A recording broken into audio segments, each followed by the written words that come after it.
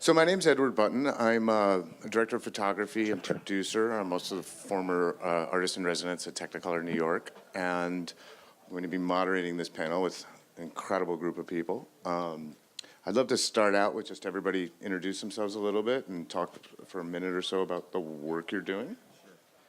Hi, I'm Brett Leonard. I'm primarily a feature film director for many years and made The Lawnmower Man, so I've been associated with VR for a very long time. And recently just completed a project we're going to be talking about called Hollywood Rooftop. In terms of the shoot, we're in post on it. That was shot in both 360 VR and 2D simultaneously, and we're blending that into what I call Cinema VX. Way to leave them hanging. I'm Rickard. I'm a PGA film producer turned VR producer, basically full-time as of the last couple of years. My company is Virtuality, and we do a wide array of immersive projects, but primarily cinematic narrative being the driver behind them. My name's Jeff Ohm. I'm a visual effects artist and a virtual reality and augmented reality director. I worked for Jaunt for the last 2.5 years. Recently, I've been doing more feature film work, a lot of digital intermediate on traditional films. And I actually worked on the first Lawnmower Man and some of the shots way back when in the 80s. Great. So I'd like to start out with a question and just throw it to you guys. Mostly the way I'd like to run this is, everybody, I'll throw out a question, everybody say a couple words about it, and then let's try and get in a little discussion about the topic. Can each of you, so what does VR storytelling mean to you in a creative sense? Can you encapsulate your sort of personal take on VR storytelling and the creative process and how it's, let's say, different from traditional film or like a black box theater type of situation? Sure. Well, I come to this from cinema language being my primary religion, and I made this movie about virtual reality, popularized the term, kind of introduced the concept to popular culture globally. So suddenly, I had to know a lot about virtual reality, and I started jumping into it, and realized very soon that a lot of the things that I had learned about cinematic storytelling didn't necessarily apply to true immersive, especially interactive storytelling. And so I started looking into different areas for inspiration, including tribal ritual structure as a way of sort of creating a kind of interactive virtual narrative base. So I started thinking about that, but recently, just coming back to the project we're going to be talking about, Hollywood Rooftop, I just realized that there's kind of been this Chinese wall between cinematic storytelling and immersive, and sort of never the twain shall meet. And I thought that was kind of throwing the baby out with the bathwater. So I wanted to combine the two by shooting a film in both mediums and then combining them. And I'm learning a lot about both mediums actually by doing that. And so it's kind of come full circle for me. I would actually say that, to me, you asked my personal take, immersive storytelling is storytelling. In fact, one of the areas that Brett and I connected on most greatly prior to working on Hollywood Rooftop was the notion that the core tenets of storytelling are as old as human history and communication in general, and that perhaps the focus had been shifted away from those in the initial days leading up to the VR movement. And that was actually a catalyst for a chasm of why experiential content was not necessarily narratively skewed.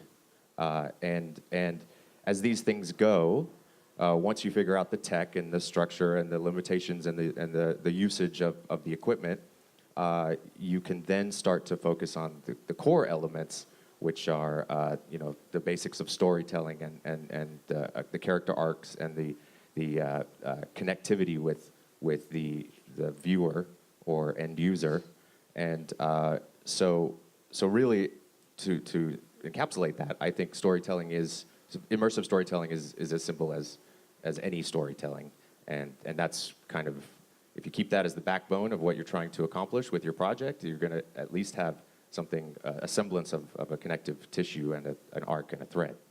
So you see it as sort of coming back to more of almost a historically traditional sense of storytelling. Absolutely, and the primary reason being because we are building a medium from the ground floor, and ergo, whether we like it or not, the only thing we have to refer to is what came before.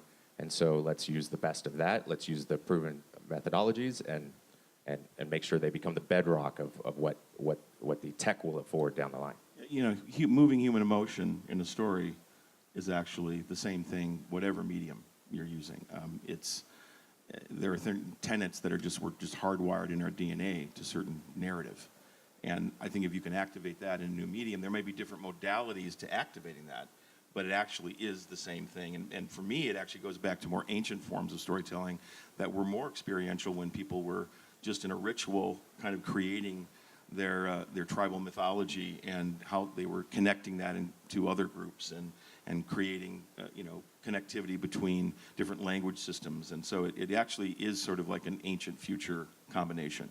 So sort of like the idea that we remember this through DNA encoded memories, and they're sort of coming back, and we're needing to re-trigger them. I think experiential re-triggers those things more deeply than any other medium before, in terms of immersive virtual experience, VX as I call it, because there's so many different ways of delivering virtual experience now. I think that it triggers it in an even more ancient and deep way than traditional media storytelling, which is still an abstracted form, where you have a distance. You don't have that distance in immersive, and so it's a much more intimate experience of story in many ways, and that's both the sort of the advantage and the challenge of the medium. I think one of the big things is we've told stories through history, through cinema, through writings on the wall and things like that, or even if you're sitting at a bar, you're telling a story to someone. So storytelling is very important to keep your audience connected.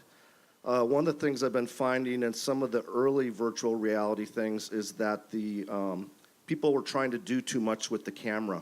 They weren't thinking about the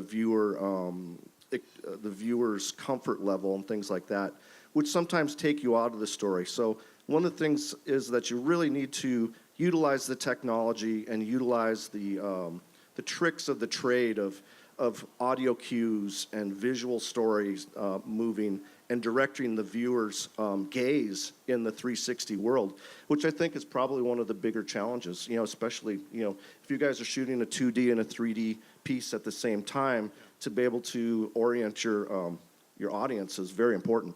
It actually helps by having the 2D pieces because it allows you to go to a cinematic expression of a moment that then guides the audience to looking in a very specific way and feeling a certain way that then blends back into the immersive experience. So that's what we're playing with in post right now.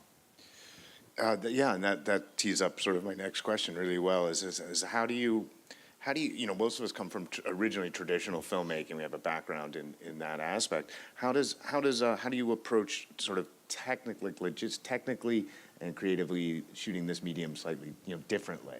Well, I'll talk about it first just from a director's standpoint. So in Hollywood Rooftop, it is one of the things that's most unique about it is that it is a completely dialogue-driven character piece. It's kind of like a Robert Altman film or a John Cassavetes film where it's about actors in a space, relating to each other emotionally. And so we had to stage and rehearse those actors for a number of weeks before we jumped in to the production process, which was, our first half of the day was shooting 360 of the scene, like master scene takes, almost like a stage play in the round, in a sense, or the reverse round, I should say, and then going in with the 2D cameras for the second half of the day, and that was a very interesting process creatively for me and for the actors. Now we were using new actors that were just coming out of the Stella Adler theatrical acting school. They had recently graduated in the last several years, and we're all very theatrically trained, which allowed us to do that kind of rehearsal period and get them, performing it like a play.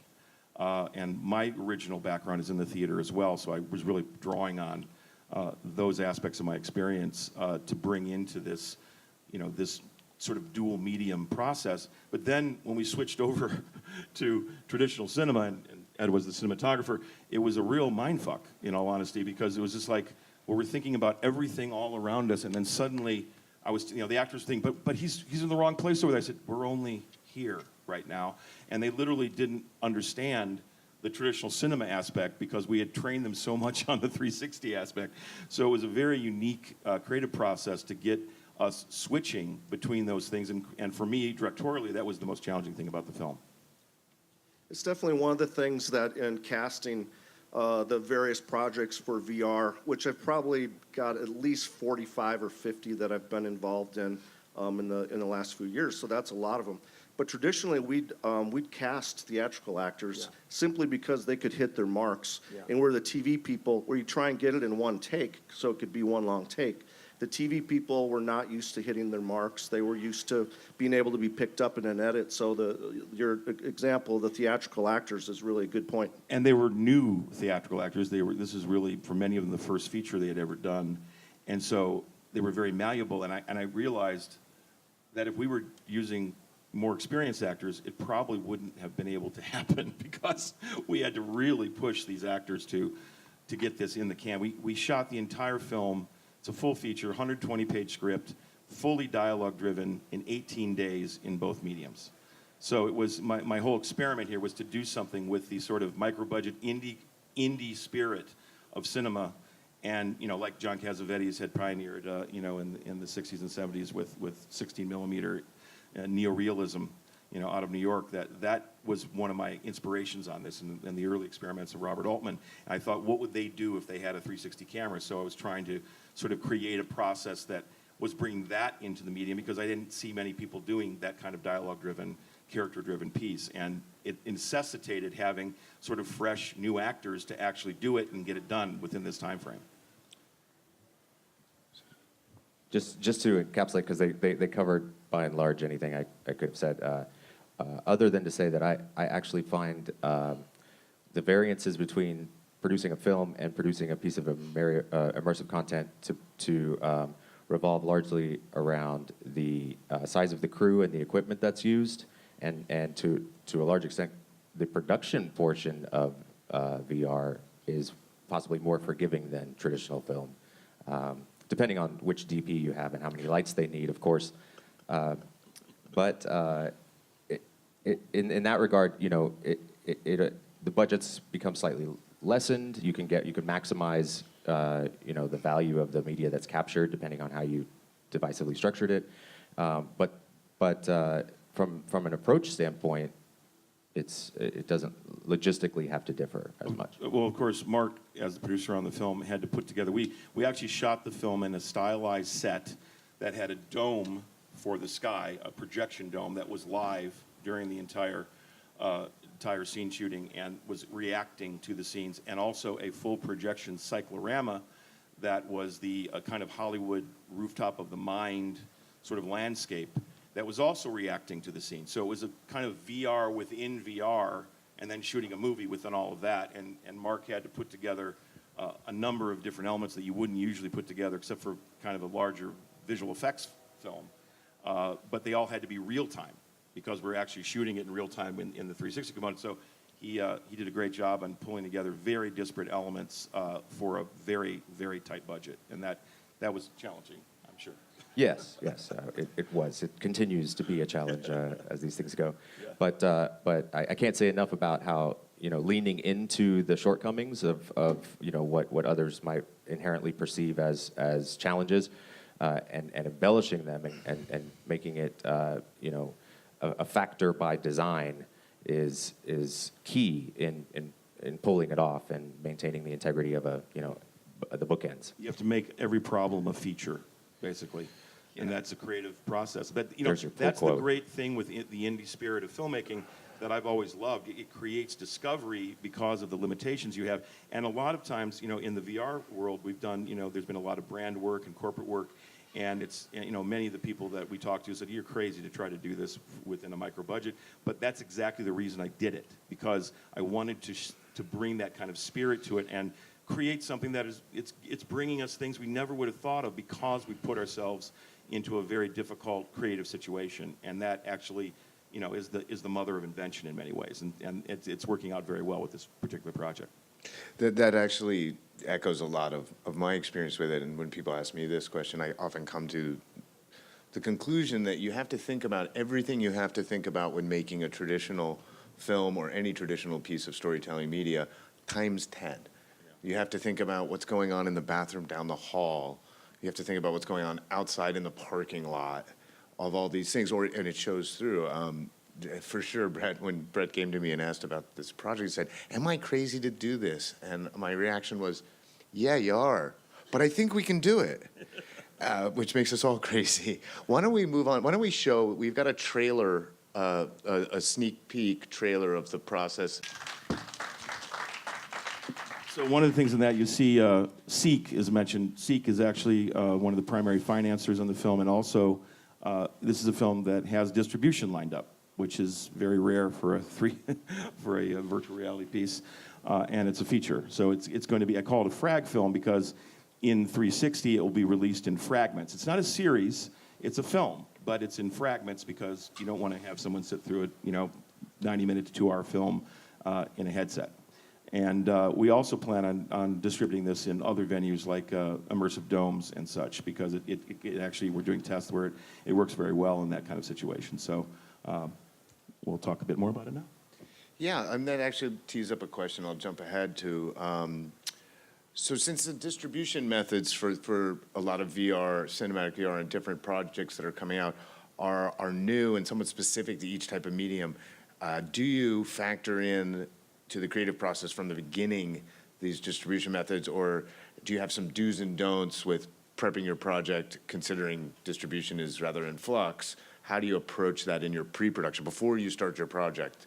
Well, I didn't want to do anything in this medium without having distribution lined up because I think we've been in a demo ghetto for several years, and everyone just sort of lines up at conferences and we're playing to our own room. And for me, I've had 1 billion people see my movies over the years. I need to get out to a mass audience, and I want the medium to be able to address a larger audience. And so that's one of the reasons I did this project, because Seek is developing a kind of Netflix for VR model. They're doing a lot of things with Universal Music, a project with Lady Gaga, a project with Katy Perry, and now this is the narrative component that they're starting to play with. So it is right at the cusp where we're starting to see distribution modalities come in, and that's what allows a project like this to actually make sense at all. I think that's definitely something that's being seen in the market, is getting the headsets on people and figuring out how to get the material to them. One of the biggest things of some of the pieces that I've directed were just the numbers that you'd get back. After working on Titanic and Fifth Element and the Marvel movies and stuff, that would go out and, they'd do, 100 million on the first weekend. And then I was looking at the numbers on some of the stuff that had gone out to the various things. And, if you're lucky, it's in the thousands. So 1,273 views. Yeah. And counting. Refresh. Yeah. What the hell? Is it missing a zero?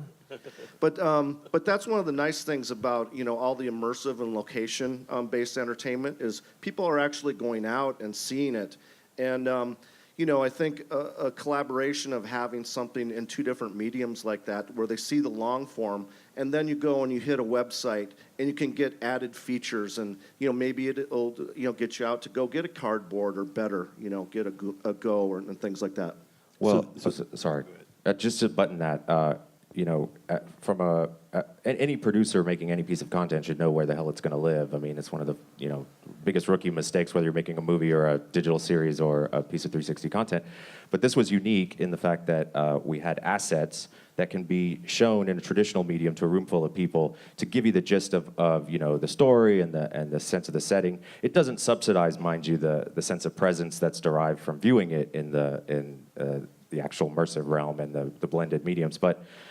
This is why, philosophically, Cinema VX, as Brett is calling it, it is such a potential golden spike for the way content is curated from a development standpoint, because everybody should be filming additional forms of media with their 360 content, whether they you manage to utilize them in the final production at the concurrently, they can utilize those assets across multiple platforms, multiple verticals, multiple ways to engage people and connect with them.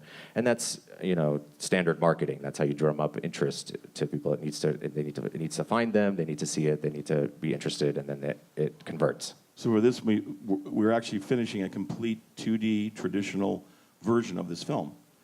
So that'll be there living, with separate distribution, coordinated with the 360 fragment distribution.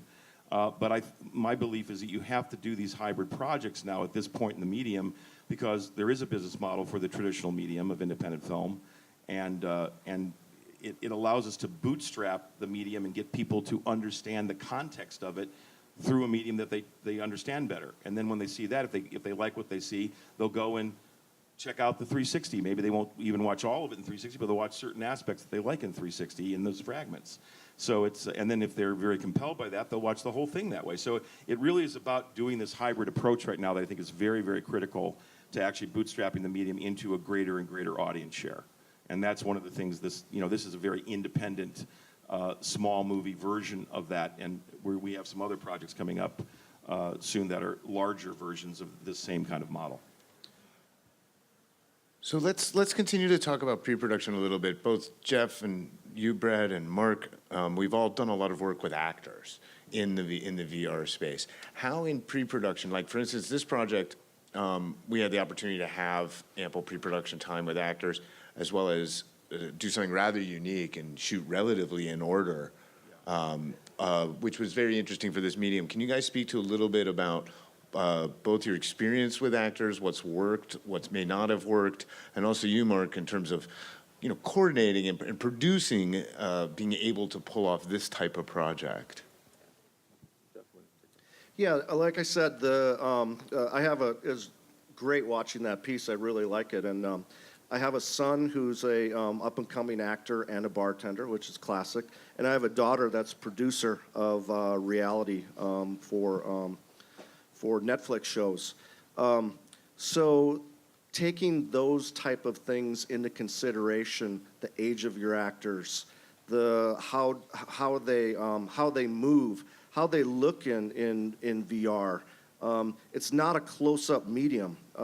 You can't really, unless you use a 2-camera rig, you can't get much closer than 6 feet with a multi-camera rig, because it's coming out of post-production. It becomes very expensive if you try and pull off close-up shots that the rigging are. So those are considerations, is how your actor looks in the medium. Do a lot of testing with that. Do makeup testing, especially if you're shooting like 4K and VR. The VR is going to be much softer. Your makeup considerations are going to be much different. Complexion, hair are all considerations, and especially costuming when it comes in. Costuming plays a lot and can add to the volume, and if you have flowy things and stuff like that, are sometimes good gags that even really enhance things. So it's a lot of traditional methods, but the big thing is testing. Get a hold of cameras, and do some testing with your actors, even on the auditions. I would agree with as much testing as possible. I mean, we're always trying to test in traditional media, but here's the thing where you're going to be waiting at a minimum 24 to 48 hours to see your tests. So, it's not like we've all been lulled a little bit by having a monitor that's pretty accurate, and we can kind of get an idea of what we're shooting right there on set. And here it's like the old days with a viewfinder, an optical viewfinder alongside the camera, which actually to me makes it very interesting and reopens the creative process, and that we actually have to look at what's out there, rather than be sequestered in another room staring at a monitor. Well, for me, directing this, there was no way for us to monitor the eHalo camera that we utilized, which did allow us to get the actors closer than 6 feet. It actually does very good close-up stereoscopic, and also with the Google in the cloud automated stitching, we have 50 hours of dailies that look great. I mean, there's little fixes to be done here and there, but we picked that camera after looking at every single rig out there for the purposes of this production. But the only place I could be during the 360 shooting was sitting in a kind of yum yoga seat underneath the camera, which actually was great for me, except for the fact that, you know, I'm a fairly big guy, so I was twisted into a pretzel for several weeks. I have the best picture. I'll show anyone who wants to see it. But it allowed me to do what I actually, I kind of never have been a guy that likes directing from a monitor. I like directing from beside the camera, which is the old school way of doing it, but I believe you're there for the actors in a way that's different than if you're off in Video Village. And so this brought me back to that kind of structure, because I literally was there on the set with them, looking around and watching their performances, and it was actually quite a thrill for me to do it that way, because it really allowed me to direct much more specifically than if I was looking in a monitor. And just from a logistical standpoint, I suppose, this project in particular was an unmitigated nightmare to perceive, you know, at the start from how you execute. You can't be that broad. You got to just, you know, one foot in front of the other type thing.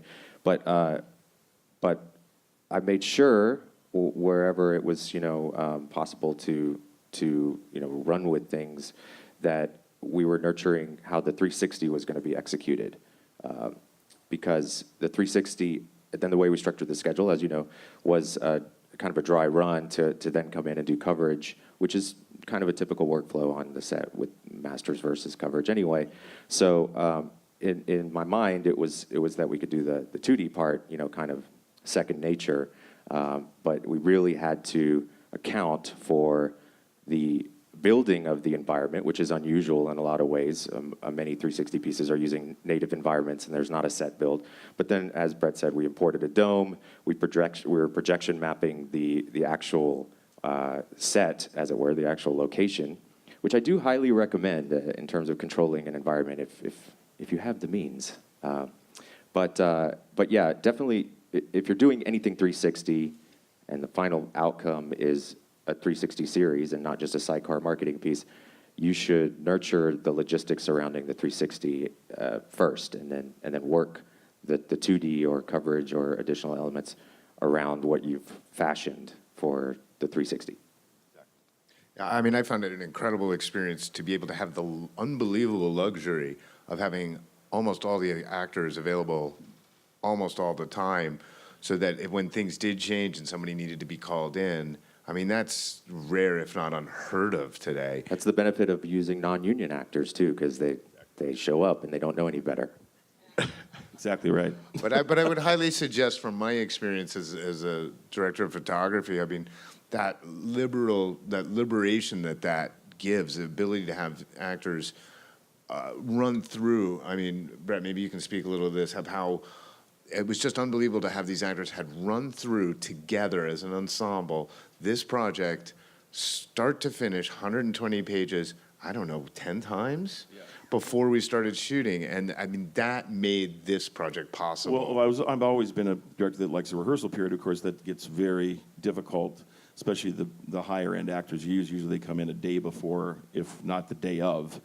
And that just really has hurt the medium of cinema in many ways. And this was, you know, able to, because we had to have the staging down so exactly for 360. If I had to stage on the day to the 360 camera, we never would have got this film done. Never. And so when they came in the first part of the day to play the scene, they were well rehearsed. They had their staging down. They knew their lines. It's a very dialogue-heavy film, and that was the saving grace. And then when we went in for the coverage, it was where it actually got interesting, because we were fragmenting things more, and they were so used to playing it, you know, as a continuity, that fragmentation was a whole new modality for them that they had to learn over the first several days of shooting. So that was the interesting part. And actually, you remind me of something. If possible, because in our case, as mentioned, we use the eHalo with the jump assembler software, and which I endorse. I don't know what your opinion is on it, Jeff, but I think it's a sound solution for reducing costs and getting your dailies within a reasonable time frame, roughly stitched. And for newbie actors or actors, you know, who are seasoned that have not worked in immersive space before, I think it's critical that you can show them 2 seconds of themselves, or what you're capturing and how it resonates with what their feeling is on the set, and because it's such an ethereal notion to explain to them, where their place is in this environment that you can see as a whole. And in the instances that I was able to show some of these kids, themselves in dailies, it immediately reflected their entire perception of how they would, carry forward in each of these scenes, and how, every second on camera, you got to account for it, not dissimilarly from a stage play, which is actually not the way that it works in film when you're fragmenting all your takes. This has much more to do with, I mean, my original training was in the theater, and this has a lot more to do with theatrical expertise in many ways than traditional cinematic expertise. Although you have to bring that to the medium for the mise-en-scène, for creating an environment for emotional engagement, for the way in which you direct the actors. But those theatrical chops are very critical to this medium. In many ways, it's bringing theater as a concept back in a new medium. And in a way, this is like a stage play done in a multimedia sort of avant-garde theatrical presentation, captured in virtual reality. And That's what you were saying too, Jeff, is that it's more akin to the theatrical perception and how you establish it. Do you rehearse your actors if you can? Luckily I've worked, through post-production and things like that. I was dailies colorist on The Revenant.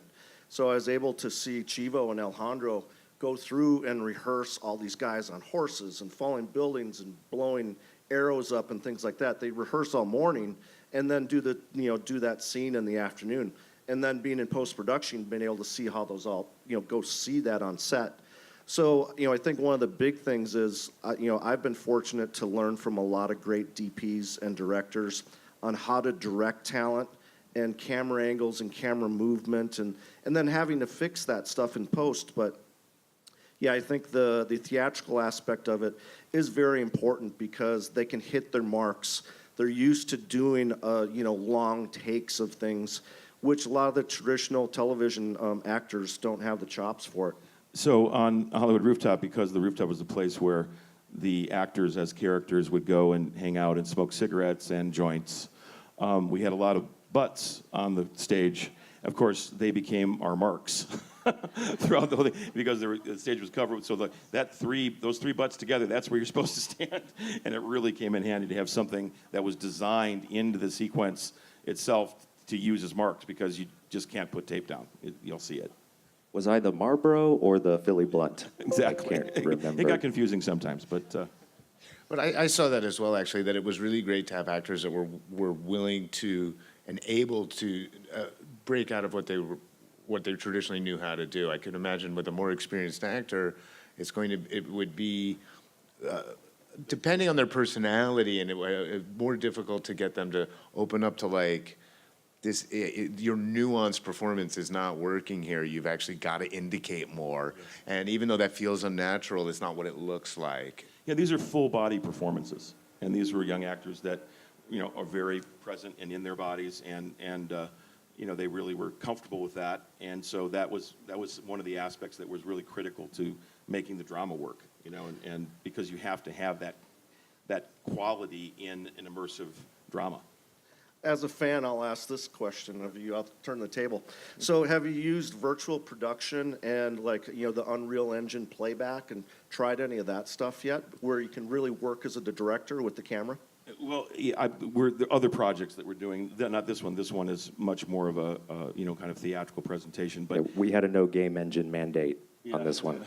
But because it's a micro budget. It was not a budgeted. It's literally a micro budgeted. It would be a micro budget feature if it was just a normal feature we were shooting with a DSLR. So we were shooting it in two mediums. So it was very challenging in that context. But some of the productions I have coming up, I have a film called Dark Star. That's a much bigger budget that is going to involve full game engine VR as components. We're actually going to utilize game engine creation for the world building, what I call world building process, for all of the CGI elements in the film, for all of the virtual avatars. It's a film where it's about an alternate dimension where there's this battle going on in the astral realms between light and dark, and we have an A-list actor that's joining the cast, And it's going to be a real experiment of the next level of creating something that is organically a hybrid film, which both a feature film and organic virtual experience elements that actually are not just a gimmick as a promotional tool, but actually are endemic to the film itself.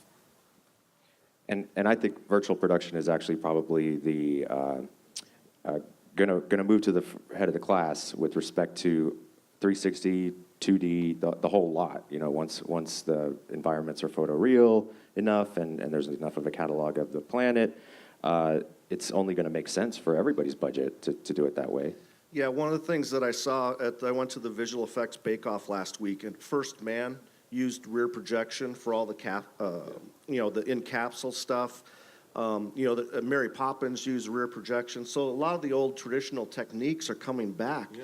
The nice thing about the game engine is we can actually now, with virtual production and things like that, have the full set be 360, and have your live talent in it, which is difficult to pull off with traditional VR camera rigs. Yeah. At least you can shoot forward and have your action happening here, and then still have a full environment that's, cartoon or futuristic or photoreal. So I think it's going to open up a lot for a lot of people. One of the main things I'm focusing on is what I call world, but I have a company called Studio Lightship, and our main focus is in the idea of creating a world building process, because the truth is that most Hollywood film production, even very sophisticated film, is still mired in a 1935 mentality.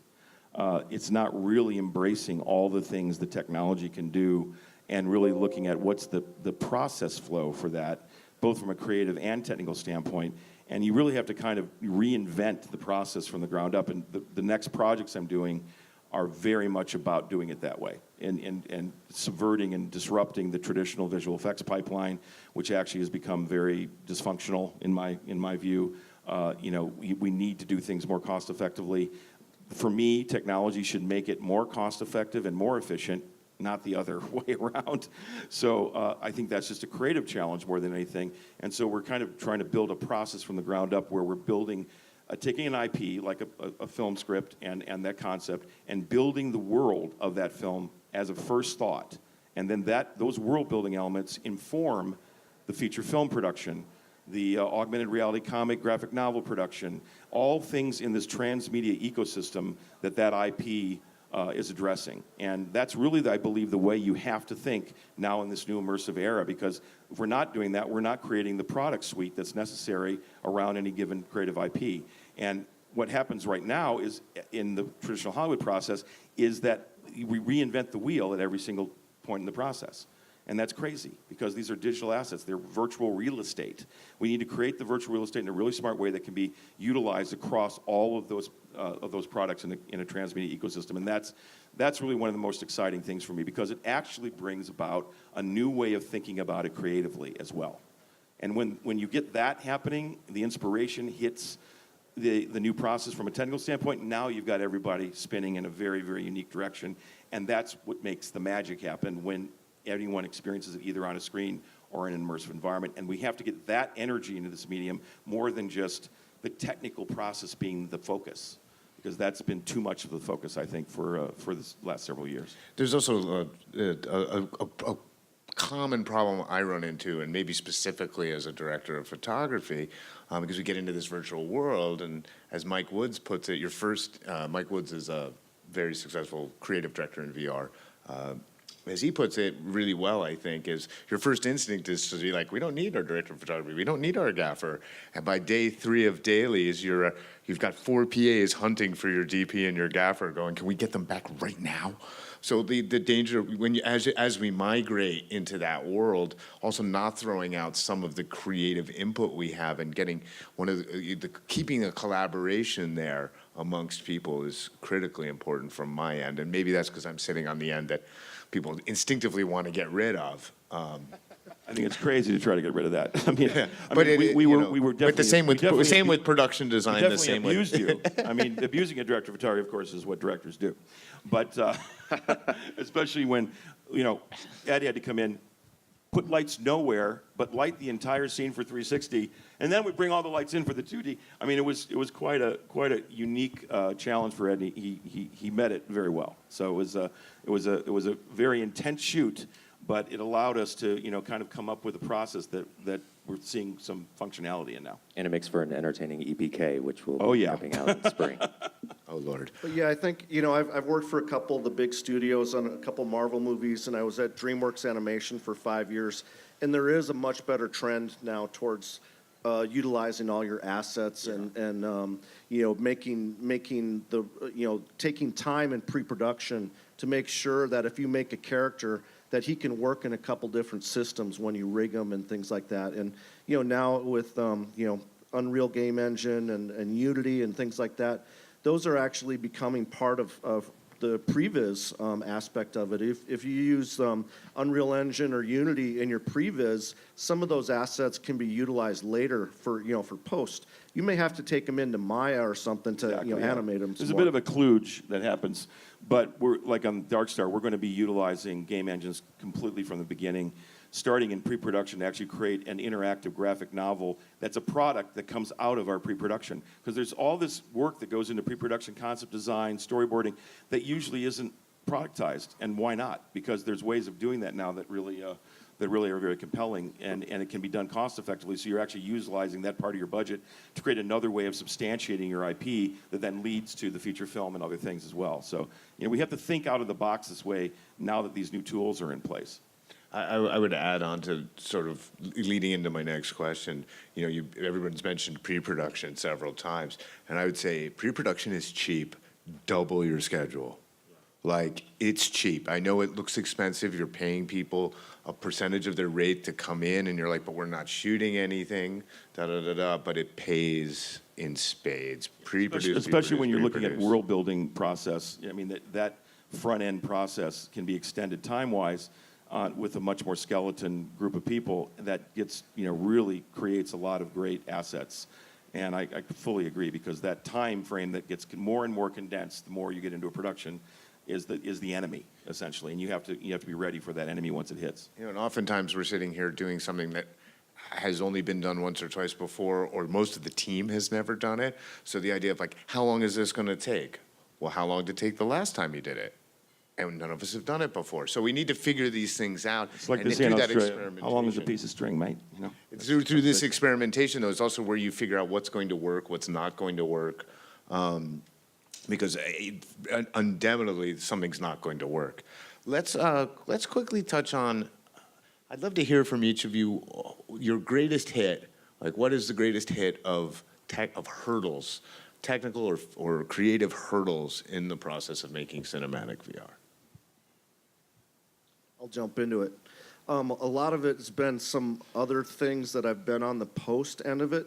The toughest things have been stabilization and viewer comfort, because a lot of these times when people are dollying cameras, if the you can't use a track, so you use the wheel dolly. Then you got to get rid of the camera, and then any seams or anything like that. So the drone shots, you got to go, and even though they look really cool, you still got to go in and replace the sky on it.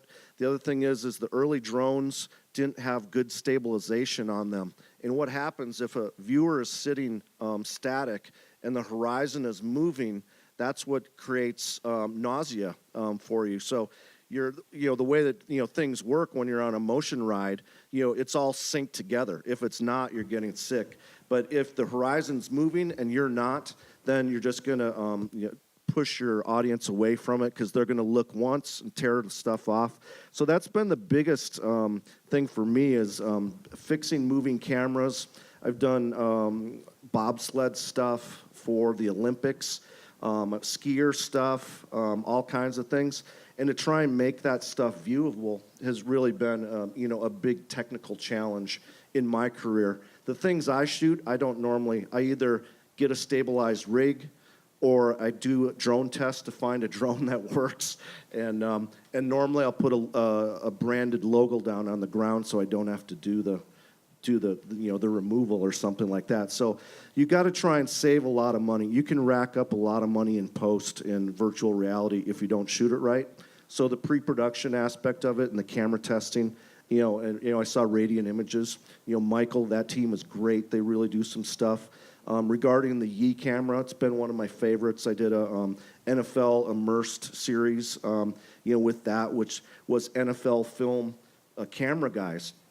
And I did the post on that stuff. And, when you have the NFL film camera guys, it really doesn't get much better, as far as photography and things like that. So moving cameras, plan your cameras out, and plan your rigs out are the biggest things I can say. For me, I mean, it was coming up with a scheme for lighting with Ed. I mean, really working with the cinematographer to figure out in a challenging situation where you really, again, because we're doing this in that indie micro budget spirit, we weren't looking to do a lot of fixes in post. So I didn't want to have to do a lot of, removal. And that meant we had to be very clever at where we put the lights. And we built a lot of lights into the set for that reason, which allowed us to have a fewer number of units that we'd have to, we actually really came down to one that we have to remove for a certain number of the scenes, but not even most of them. So it was that sort of logistical challenge. And then for me, as one of the primary VR guys from way back, I do not like a lot of moving VR because I get sick. And so I like to, I got back to more, like in my cinematic work as a director, I'm a big camera movement person. I mean, if you watch my film, there's camera moving all the time, dolly and crane work and all of that. And I had to pull that back in utilizing virtual, experience capture and really become more simple. And that's, doing that simplicity and finding the way of using simplicity as a solution was challenging. For the production process, it's a case-by-case basis, whatever the project calls for. But you're only doing yourself a favor by curating exactly what your setups are going to be, the camera placement, and how they're going to be utilized in the post-production workflow. But I agree with Jeff wholeheartedly that post is the big bugaboo, and I guess it's not a new story because this happens in film sometimes too. But the fragmentation of workstations and the disparate workflows and how a piece of media has to float around to 7 facilities or 7 different personnel to get everything you need. Sometimes those things are a surprise with respect to what VR calls for that traditional media wouldn't, although most of them are similar. But possibly the biggest, most frustrating notion is when you're outputting files and the ability for them to play on specific rigs and how each one of these manufacturers has different codecs and requirements. It's a fucking nightmare. It's a nightmare. And it took a lot for me, starting with working with John actually, and through to be like, okay, I'm willing to give up, or I have to be willing to give up the quality of my capture, which is what I hold sacred, in order to have an efficient post-production flow. The Yi Halo is a great camera, but we did not choose it because it has these amazing $75 cameras built into it. We chose it because of its post workflow. And you just have to give that up. At this stage of production, the best-looking camera would have cost us 10 times more and months more in post. Yeah, and also the Yi Halo has great stereoscopic and allowed us to get closer to the camera with the actors, and so it fit that very well. Again, it's choosing the right tools for the right creative process that you're looking at that connects to your budget as well. One of the things we were able to do also, we shot at a place called the Creative Technology Center. Company Threeopolis is one of the executive producers on the project, and they have this great stage that we were able to get into early, weeks early, to really map out exactly where we're going to put that camera, how we're going to get the dome in there. Without that ability and having a partner like that, it wouldn't have been possible to do this film. So all of these things are things you have to really think about, again, in that pre-pro process in order to really save yourself what's going to happen both in shooting and in post. And have someone who knows what they're doing with the camera that you end up using, because our our camera op / DIT, Russell. Russell Vargo. Take a bow. You know, he was an unheralded rock star, quite frankly, because if he would have been sitting there looking at it on day one, how do I turn this thing on? We would have been, 2 weeks behind schedule from day one. It's one guy taking care of 17 cameras and dumping 17 cameras into a triplicated DIT process, which usually went on to the wee hours of the morning. I mean, just the data aspect of this is nuts. Well, and that's when you're shooting a feature of this way. That's one of the major problems that I face, is we've become a world where, 10, 15 years ago, you went out with a first camera assistant, a second camera assistant, and if you were lucky, a loader. And now everyone's used to having one person do all three jobs, and now we're going to have one person do all three jobs with 17 cameras. And it's very hard. It can be very difficult to express. I mean, I was so lucky Mark and Brad understood these concepts, because people are like, well, I just don't understand. I mean, we shot this other film last week and we didn't even have a camera assistant. Right. So you really need to jump into that. I'd love to just go through and wrap up with what's next for you guys, and how are you in the next projects trying to push this medium a little bit forward? Well, really, the next step is going beyond 360 capture and going into more use of volumetric world-building elements, so we're able to create truly interactive components in the virtual experience aspects of, like the film Dark Star that I was mentioning. We're really going to be having a VR gaming component that's connected very organically in the story. And one of the aspects of that is to actually create in the story itself a context for that, not just like, and here's a little VR piece that's connected to this movie that happens to be, just have a VR piece. It actually is part and parcel of the story itself, which that context creation, I think, is really essential for this medium right now in order to bootstrap it in through a hybrid approach with the traditional medium. So for me, also, how to figure out true interactive storytelling components, not just gameplay, but actual interactive story. That's, I mentioned briefly before, I've been working on this theory called narrative magnets for about 25 years, which is related to the idea of tribal ritual structure in the context of a virtual narrative experience. Because if you look at ritual structure, which there happens to be a lot of scholarly work on out there to draw from, it has a structure that really fits virtual experience much more than traditional like narrative 3-act structure. And so looking at things that are out of the box that way, that are not taking into account traditional storytelling techniques, all at the core, you're still moving emotions, creating characters, following a plot. Now, there's how many of you here have seen Bandersnatch that was on Netflix? So an amazing moment in interactive storytelling, because it's branching storylines. It's been around for a while, but they did it very well, and they integrated it into a story that it had a context. It made sense in what they were doing. I believe there's a lot of new ways to actually utilize branching storylines that aren't necessarily quite as linear as what they did, but it opens up this whole amazing opportunity now to bring this into virtual storytelling, because it was very successful and it got them a tremendous amount of press, and the Twitterverse blew up about it, and so now it's viable to talk about these new, more interactive storytelling modalities. And it's important, again, I think, to think out of the box and find antecedents outside of traditional, the traditional modalities of cinema, in order to really find a way that's going to make a truly interactive story universe happen. And that's what we're working with these next few projects. From an immediately next standpoint, I really can't say enough about how excited I am to show the 360 output of Hollywood Rooftop and the techniques that we've employed, the mixing of the media, the 2D overlaid inside of 360. It's almost a esoteric concept to try and perceive until you see it, but we're really excited that that's going to be, ready this spring to start showing to people, and maybe even have some different display methodologies where we'll be able to theatrically exhibit inside of, the appropriate environment to 100 people at the same time, rather than just in a headset. So that's sort of, next gen. And from a storytelling standpoint, one of the projects that was an early initiative for me and my company was born from sitting there asking the question, what's a good story to tell, and that birthed this entire concept of name actors doing Shakespearean monologues of captured volumetrically and placed inside of CG environments. And we're calling the campaign Shakespeareances. So that's about to launch as well. So very excited about that. Getting volumetric narrative, another entry into the barren landscape. So 2019, hurrah! There you go. I think the key to what I have coming up is a lot of virtual aspects. The virtual production. I'm consulting on a couple different projects for that.